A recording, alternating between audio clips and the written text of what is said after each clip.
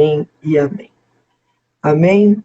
Amados, eu vou começar aqui com um versículo de Lucas, com o versículo em Lucas 6, 46. Por que vocês me chamam Senhor, Senhor, e não fazem o que eu digo? É uma reflexão que eu considero a gente não pode deixar de fazer assim, a hora que acorda, né? Porque nós declaramos que queremos a soberania da vontade de Deus em nós, porque sabemos que ela é uma vontade muitíssimo superior à nossa, mas como é fácil nos desviarmos dela, né? Então a gente canta, né, que eu escolho Cristo todo dia, a gente declara isso. E agora, como é viver essa escolha diariamente, né? É uma declaração que ela tem que se manifestar naquilo que nós vamos viver durante o nosso dia, seja lá qual for a pauta do dia, né? Se eu vou trabalhar, se eu vou fazer compras, se eu vou namorar, se eu vou passear, não interessa, se eu vou encontrar uns amigos, se eu vou ministrar a palavra, não me interessa, né? A escolha de Cristo tem que ser manifesta em qualquer atitude, em qualquer ação minha do meu dia. E aí, um outro versículo para esquentar a nossa reflexão. Mateus 5,37, um versículo muito lembrado no nosso ministério, no corpo de Cristo. Seja o seu sim, sim. Não, não. O que passar disso vem do maligno. E, de novo, nós sabemos que, às vezes, escolher o que é sim, ao que devemos responder sim, e ao que devemos responder não, é uma tarefa difícil. E nós fazemos essa escolha diariamente, muitas vezes, e nem sempre com a atenção devida. Então nós nos confundimos neste dar o sim ou dar o não, dando sim para o que deve ser não, dando não para o que deve ser sim, às vezes dando sim e não sustentando esse sim na prática, ou dizendo não e não sustentando esse não na prática, né? E nós vamos pensar um pouquinho hoje o que acontece em decorrência disso. Amém? Olha lá. Então, mais um versículo nessa parte, nessa etapa preambular, né? Vamos dizer assim, preliminar, né? Romanos 14, 22. Assim, seja qual for o seu modo de crer a respeito destas coisas, que isso permaneça entre você e Deus. Feliz é o homem que não se condena naquilo que aprova. Paulo, nesse texto, ele está se referindo aos costumes, né? A circuncisão, a comer carne de porco, não comer, se isso deveria ser exigido dos novos convertidos, e, logicamente, Paulo defende que não, que Jesus Cristo é o último sacrifício feito, né? Ele é o último holocausto pelos nossos pecados, nós não precisamos sacrificar mais nada, ele é o motivo, ele é a razão de uma nova aliança, né? Ele é a nova aliança de Deus com a humanidade. Então, se eu creio, está renovada esta aliança com Deus, e ele está ensinando que aquele que tem esta fé é livre dos costumes e da religião, da religiosidade, né? Não importa que nós sejamos religiosos como seres humanos, mas ele está falando daquela religiosidade que nos separa da palavra, que nos afasta da palavra, né? E nós, no MCC, eu, há algum tempo, durante uma ministração, disse um texto, nós cremos movido pelo Espírito Santo, porque sintetiza isso, e hoje, durante a minha preparação, né, o Espírito Santo completou, né? Então a frase é: para o inferno, um não basta. Então, às vezes, a gente quer se justificar, né? Não, porque não vou fazer isso, por isso. Nós não precisamos nos justificar. Se é não, é não. Sem justificativa, porque quem nos justifica é o sangue de Cristo. E ele é suficiente para isso. Eu não preciso dar explicações, não preciso dar justificativas para nada. Então, assim, nós sempre nos lembramos, para o inferno, se eu disse não, o inferno para, ok? E hoje o Espírito Santo completou, e o sim não é necessário. Então, há uma outra face em relação às escolhas que eu faço, né? Que um não basta. Agora, não é preciso que eu diga sim.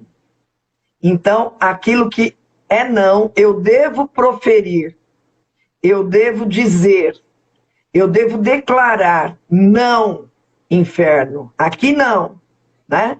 Agora, adiantando um pouquinho, nós sabemos que a mentira não se apresenta como mentira. Então, é isso que nos confunde. Nós pensamos que uma coisa é boa, comer a maçã, um fruto que vai me dar discernimento entre o bem e o mal, eu vou conhecer, vou me parecer com Deus, né? Parece uma coisa boa, foi desta maneira que ele foi apresentado à humanidade, e eu devia ter dito não, né? Então, assim, o que falhou nesse discernimento, né? A gente já sabe que é a minha fé que falhou, né? Eu não acreditei na palavra de Deus e acreditei na palavra do maligno, né? Olha, é bom comer esse fruto que Deus não quer que você coma. Mas hoje nós vamos falar um pouquinho mais disso para aprender os efeitos desse acúmulo de não quando eu devo dizer sim, de sim quando eu devo dizer não, né? Que acontece, e o que acontece quando tudo flui conforme a vontade de Deus. Então vamos primeiro neste exemplo, né? Ruth, a historinha de Ruth, bem rapidinho. Ruth era uma moabita que se casou com o filho de Noemi, quando Noemi, os 2 filhos e o marido foram para Moabe, fugindo da fome, né? Fugindo da fome. Lá em Moabe, o marido e sogro de Ruth morreram, né? Então, Noemi e Ruth ficaram viúvas, e nós sabemos que a cultura da época, a viúva era uma pessoa que ela tinha uma posição complicada na sociedade, né? E na sociedade judaica havia toda uma regra, né, institucionalizada para que elas pudessem ter direito à terra, direito à herança, né? Era preciso que uma pessoa da família resgatasse. E Noemi, ela decide voltar para a terra da família, né? Ela decide voltar por pura desesperança, né? Eu vou voltar, minha família está lá, e Ruth decide ir com ela. Então vamos pensar sobre este viés. Ruth, qual foi a escolha que ela fez? Ela decidiu casar, né? Casou com uma pessoa de uma fé diferente, Os moabitas eram idólatras, né? Era um povo com muitos deuses. Os moabitas tinham um deus que exigia o sacrifício de crianças, né? E ela vem para uma família de tradição hebreia que acreditava num Deus único, o Deus de Abraão, Isaque e Jacó. Ela escolheu isso. E ela não esperava viver a dificuldade da viuvez, né? E que escolha ela fez? Ela fez uma escolha mais difícil ainda. Sair da casa da família dela, seguir Ruth para um lugar totalmente diferente, onde toda a cultura era diferente, mas ela decide seguir Noemi, né? Noemi, e vai confiando no Deus de Noemi, aprender da cultura daquele povo, e ela corresponde, né?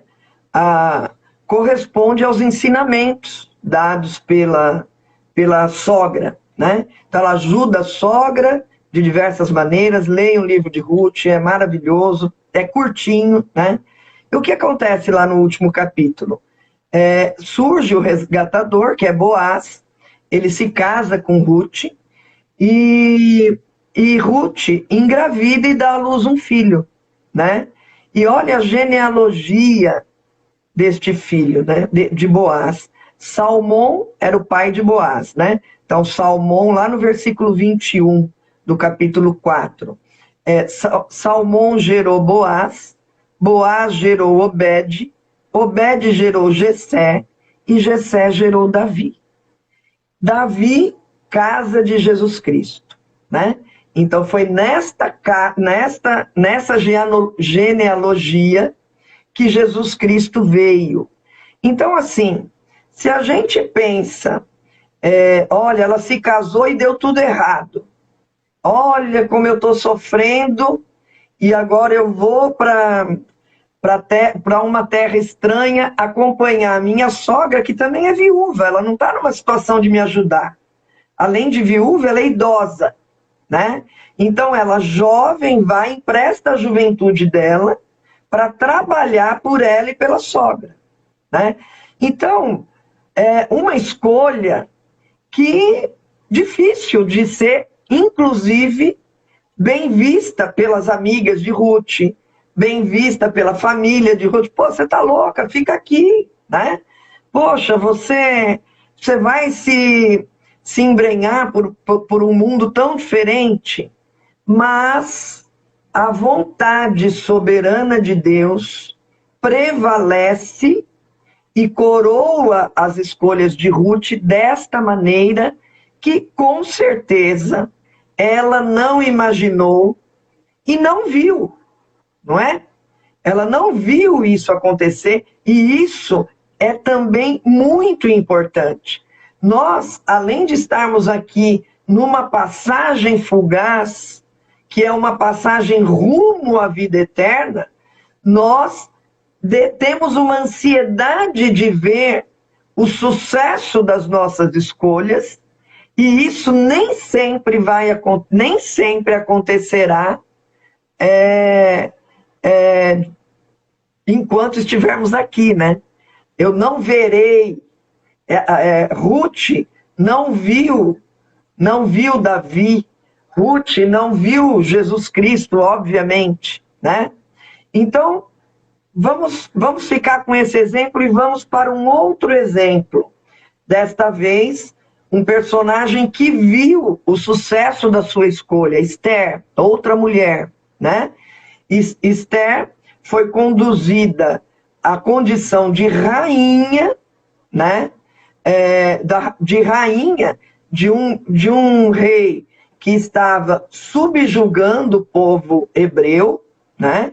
Então, assim, o rei mandou chamar as mulheres mais bonitas e ele escolheu Esther para se casar.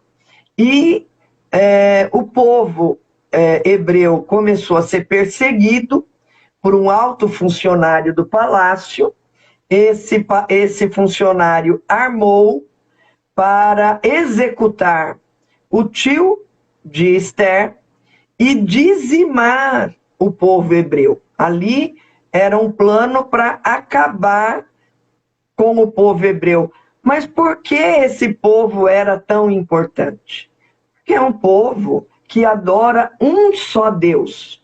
É um povo monoteísta. Foi o primeiro povo monoteísta é adorar a um só Deus, né? Mono, um, TI, né?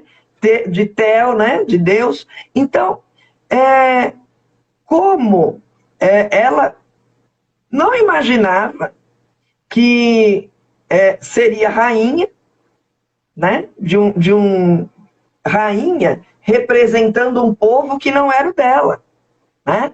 Mas foi rainha. E quando o povo estava sofrendo já a perseguição, ela não achou que ela pudesse fazer algo, ela não viu isso.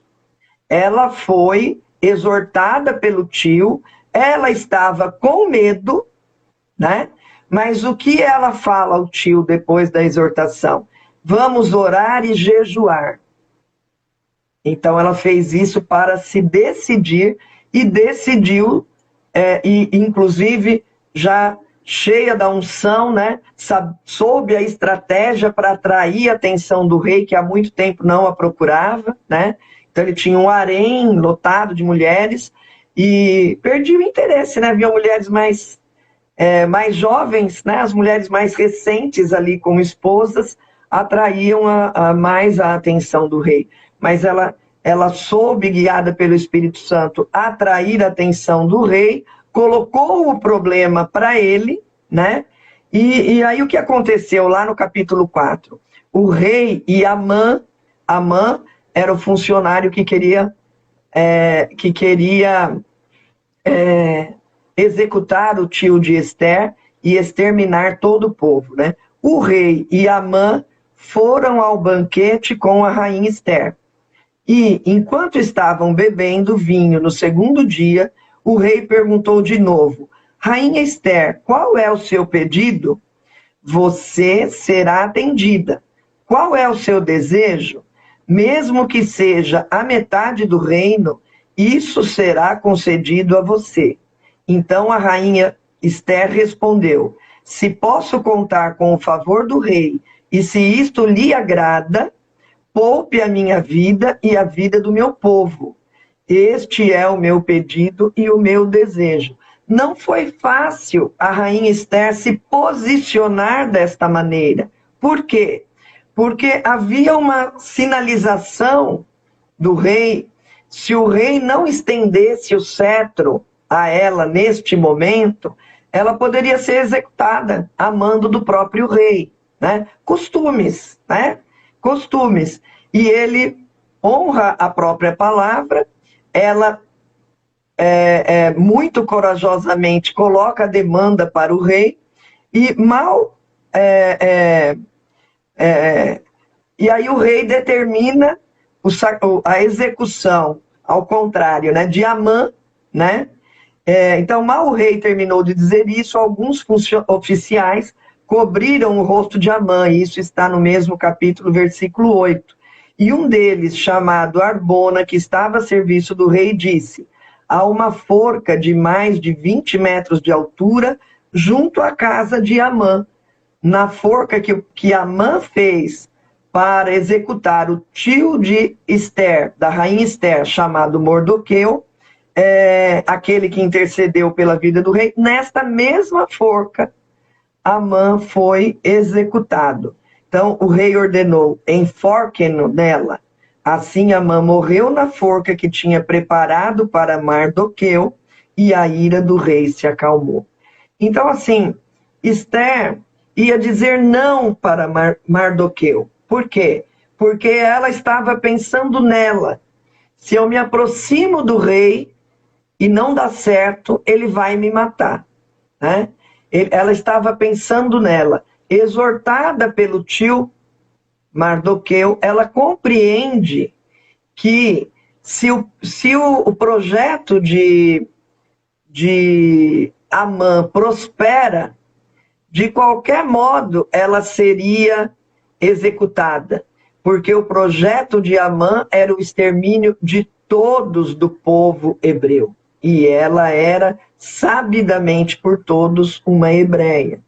Então, ela teve o discernimento, né, e se posicionou, vencendo o medo passo a passo, né? Só ler o livro e conhecer a história com mais detalhes. Também é muito bacana e bem curtinho para nós que temos pouco tempo, temos uma preguicinha, né? Temos uma dificuldade de concentração, porque a gente não está habituado à leitura. Então vamos a mais um exemplo, Moisés, né? Lá em Deuteronômio, capítulo 34. Então, das campinas de Moabe, Moisés subiu ao monte Nebo, ao topo do Pisga, em frente de Jericó. Ali o Senhor lhe mostrou a terra toda, de Gileade a Dan, toda a região de Naftali, o território de Efraim e Manassés, toda a terra de Judá até o mar ocidental, o Neguebe e toda a região que vai do vale de Jericó, a cidade das palmeiras, até Zoar. E o Senhor lhe disse: esta é a terra que prometi sob juramento a Abraão, a Isaque e a Jacó, quando lhes disse: eu a darei a seus descendentes. Permiti que você a visse com seus próprios olhos, mas você não atravessará o rio, não entrará nela.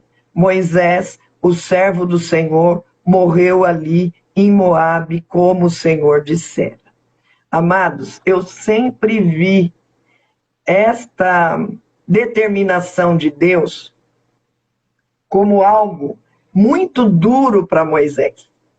Eu falei, nossa, Moisés liderou o povo por 40 anos no deserto. Nós sabemos como todas as dificuldades que foram vencidas, desde quando ele resolveu atender o chamado que ele não queria atender, né? Então ele foi convencido pelo próprio Deus. A gente sabe, aí ele não entra na terra prometida, né? Mas preparando, e ele não entrou, né? Deus fala para ele, né? Quando o povo precisou de água, ele tinha os instrumentos para gerar água, para saciar a sede do povo, né? Que ele podia ferir a rocha. E como de fato Deus falou, poxa, faça você mesmo, né? Foi mais ou menos nessa linha do faça você mesmo, porque Deus já tinha capacitado, né? Tinha capacitado com palavra e com poder. Mas Moisés ficou nervosíssimo, ficou muito chateado, né? E deu um não aguento mais, né? E aí Deus, então, determina, você não entrará na terra prometida. Mas preparando essa ministração, eu falei, poxa, que castigo foi esse, né? Ele não precisou, ele foi livre, ele foi liberto da incumbência de liderar o povo numa fase crítica do processo, que era a fase da guerra, né? Então, Moisés estava com 120 anos quando faleceu, né? Então, assim, imagina, ele já estava cansadíssimo, por isso que ele perdeu a boa lá com o povo, quando o povo de novo reclama, e reclama nesse nível, né? Era melhor eu ter ficado no Egito, né? Era melhor eu ter ficado no Egito. Então, isso que enfureceu Moisés, né?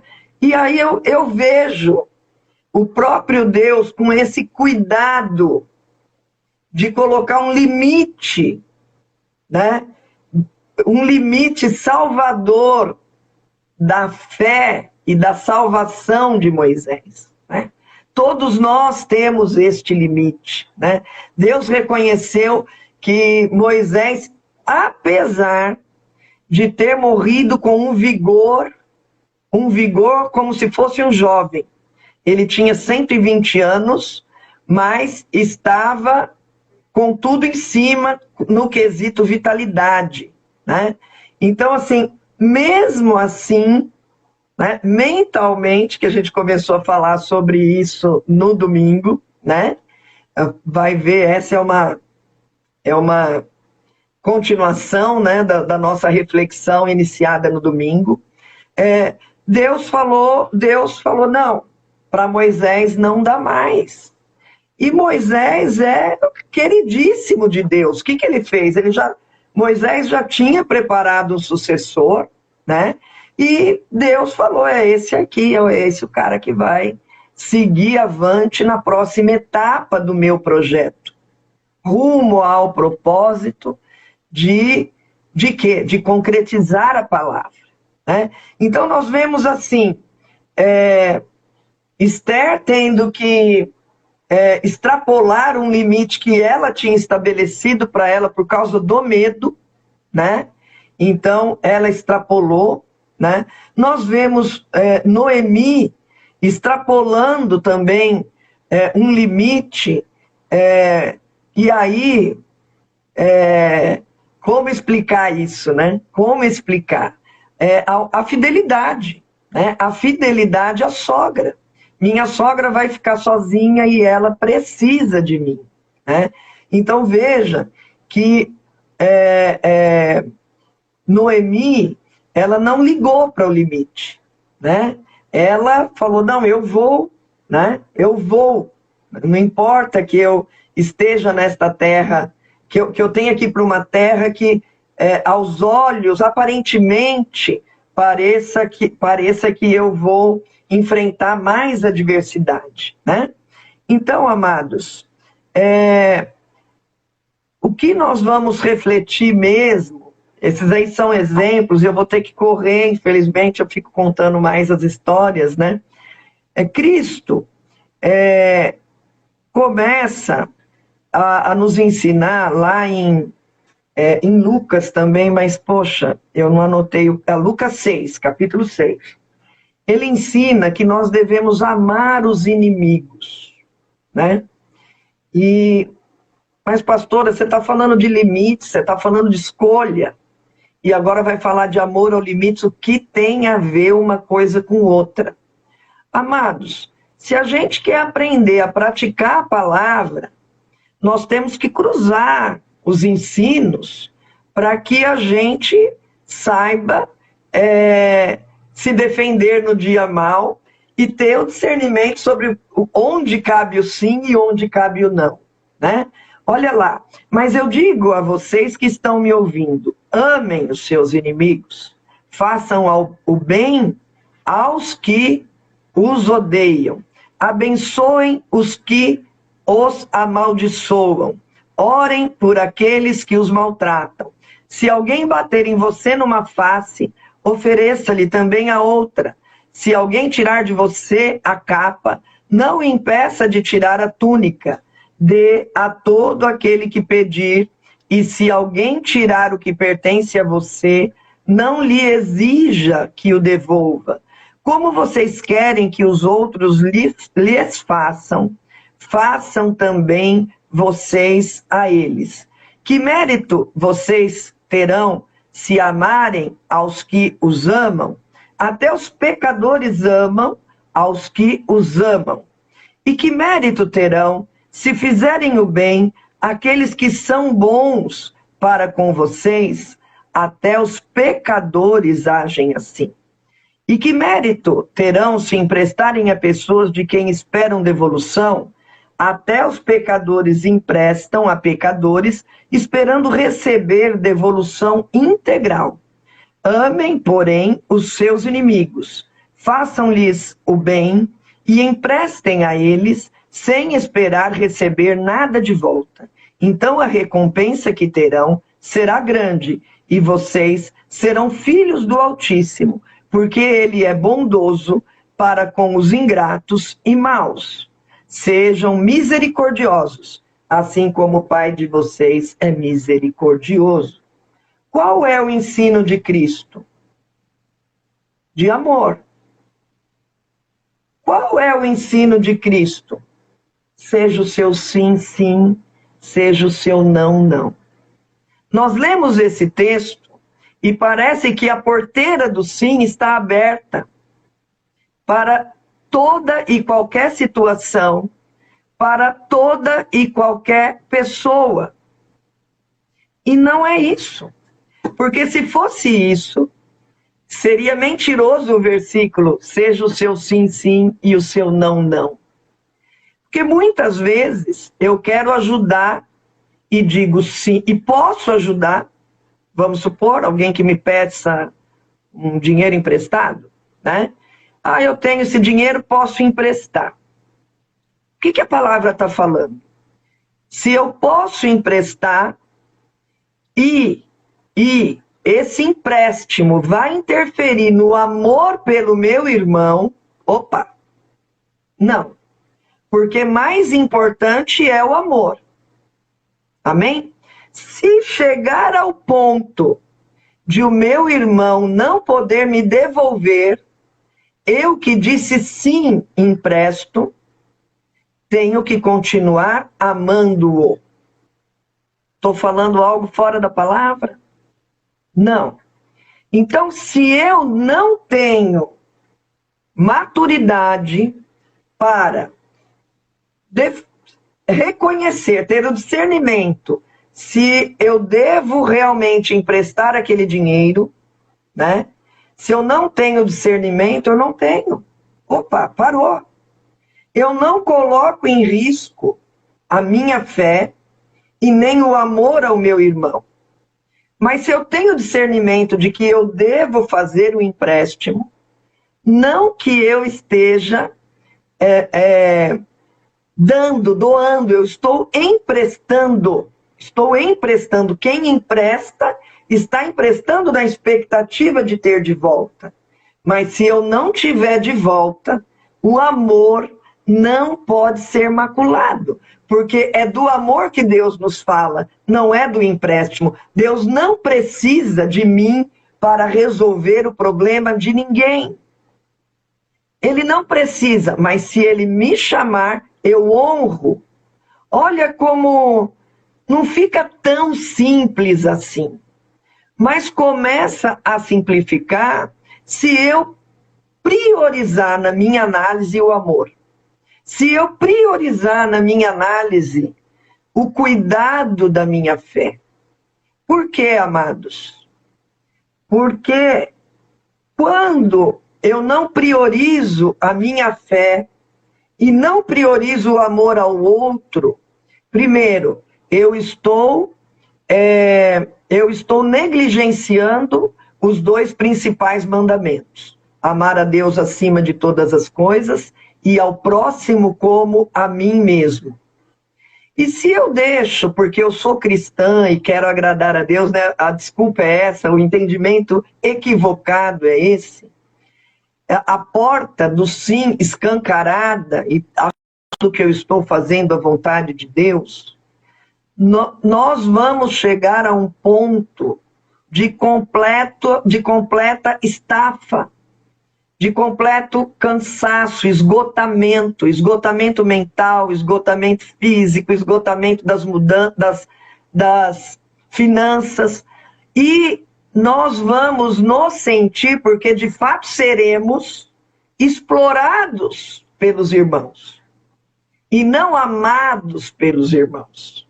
Por quê? Porque não é o amor que está indo primeiro, é o que eu posso dar materialmente ao meu irmão. Então, o governo no meu relacionamento com os irmãos não é mais do amor, é do dinheiro, que também é um senhor.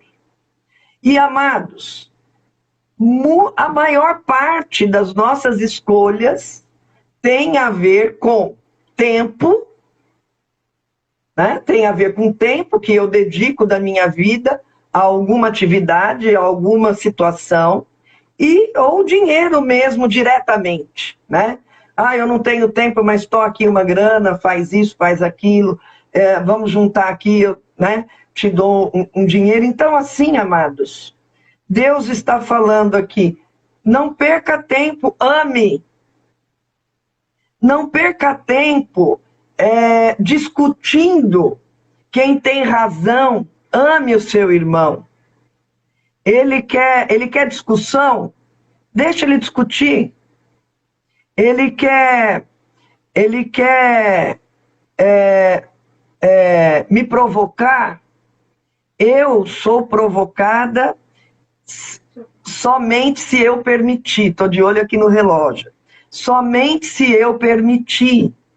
Então, assim, amados, sempre vai se tratar de eu estar num lugar na minha fé de descanso, de segurança de que eu estou guiada e estou na vontade de Deus, e a maior vigilância no sentido de cuidado, né? Eu acho que eu não sei se eu já tratei em alguma live, assim, que eu não gosto da palavra orar e vigiai, porque ela é muito policialesca. Eu gosto desse vigiai no sentido de se cuide da sua fé. Cuide do amor que Deus despeja na sua vida e que vai transbordar para os seus irmãos, porque é isso que realmente transforma. O dinheiro socorre, mas o dinheiro não transforma ninguém. O auxílio que pode ser presente através das nossas vidas, ele é um benefício momentâneo, mas ele não transforma ninguém se por ele não vier o amor transformador de Jesus. Então, amados, deixa eu ver se dá aqui, tenho 4 minutinhos, vou mais uma citação, né? Que a gente gosta muito aqui de falar, não julguem, né? Então, quando Cristo ensinou que nós não devemos julgar para não sermos julgados, ele explicou por quê, né? Deem e será dado a vocês. Uma boa medida, calcada, sacudida e transbordante será dado a vocês. Então, quando eu ofereço a alguém, eu não espero que aconteça nada em relação àquela pessoa, porque quem vai me devolver não necessariamente é aquela pessoa, mas é Deus, com certeza. Com certeza é Deus, e eu falo para vocês, eu sou prova disso. Quem convive comigo sabe disso, quem não convive, mas são os meus parentes e amigos mais chegados de São Paulo, sabe que a minha vida é assim, né? E foi desde sempre, porque o cuidado do Espírito Santo esteve sempre comigo, muito antes de igreja, muito antes de eu responder sim, Deus é mais, né? Então ele garante isso, nós precisamos ter fé para acreditar nisso. Mas ele também diz, né? Pode um cego guiar outro cego? Não cairão os dois no buraco? Né? 400 discípulos não estão acima do seu mestre, mas todo aquele que for bem preparado será como seu mestre. E é disso que se trata. Nós estamos errando, revendo, pedindo perdão e sempre sendo preparados. Nós lemos a história de Ruth hoje, consolidada, resumida. Ali parece que ela acertou do início ao fim. Não foi assim, né? Em 4 capítulos não dava para descrever, não é o diário de Ruth, né? É a história de Ruth. Com certeza no meio do caminho houve um vai e volta, um levanta e cai, né? Então nós precisamos saber que neste caminho de escolha, é assim que acontece. Mas vigiemos, cuidemos de nós, para não nos cansarmos, para não desistirmos no meio da jornada, para não falirmos no meio da jornada. É disso que se trata. A importância de escolher no amor. E a cada degrauzinho de fé virá mais discernimento para aqueles que verdadeiramente caminharem no Espírito. Porque a palavra nos garante isso, né?